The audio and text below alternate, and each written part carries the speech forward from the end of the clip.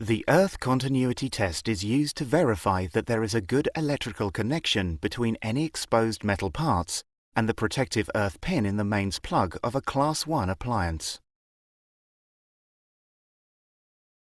As we can see, the appliance is plugged into the PAT and the test probe is connected to exposed metal parts. Current is then passed from the PAT tester through the protective earth conductor of the mains cord to the enclosure. It then flows back to the PAT tester via the protective earth conductor. The PAT will then display the resistance of the protective earth path.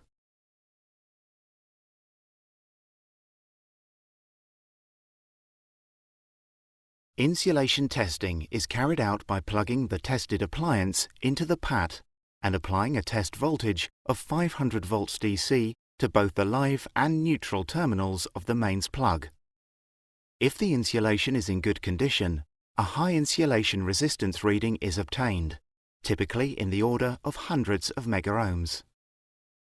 If there is a breakdown in insulation between live parts and protective earth, a current will flow across the insulation and back to the PAT via the protective earth conductor. The measured insulation resistance is greatly reduced, indicative of an insulation fault. When testing insulation on a Class 2 appliance, the test probe is connected to any exposed metal parts. If the exposed metal parts are insulated from live parts, a high insulation resistance measurement is obtained. If there is a breakdown in insulation between live parts and any exposed metal parts, a current will flow across the insulation and back to the PAT via the test probe. The measured insulation resistance is greatly reduced, indicative of an insulation fault.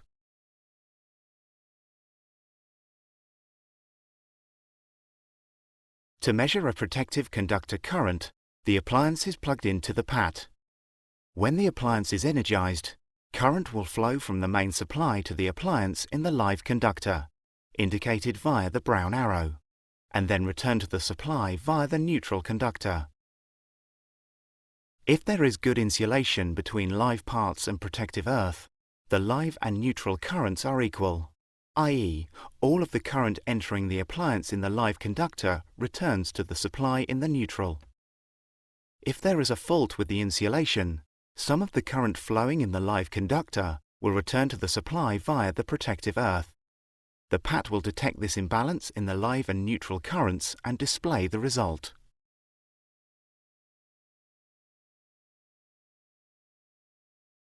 The touch current test is carried out by connecting the PAT to the appliance and the test probe to any exposed metal parts. If there is fault with the insulation, some of the current flowing in the live conductor will return to the supply via the test probe. The PAT will measure any touch current returning via the probe and display the result.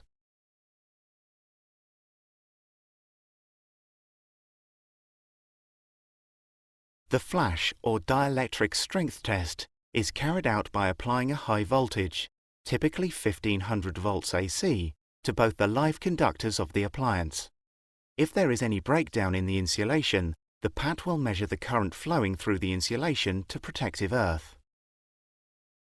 A test probe is required when testing a Class 2 appliance. The probe is applied to any exposed metal parts. If there is any breakdown in the insulation, the PAT will measure the current returning via the test probe.